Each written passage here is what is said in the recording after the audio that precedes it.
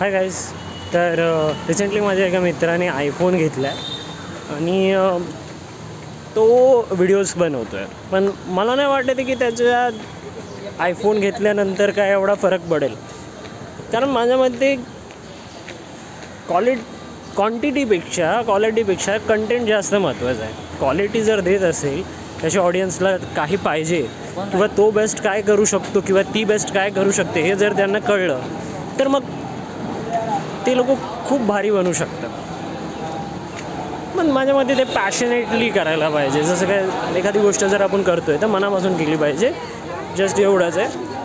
नाहीतर मग त्या गोष्टीचा करून काही अर्थ नाही. नाहीतर मग सगळे बाकीचे पण माझ्यासारखे जॉबला जातातच आहे, त्यांची इच्छा नसताना पण पॅशनेटली ते काय करू शकतात की त्यांना ते करताना भूक वगैरे नाही लागणार.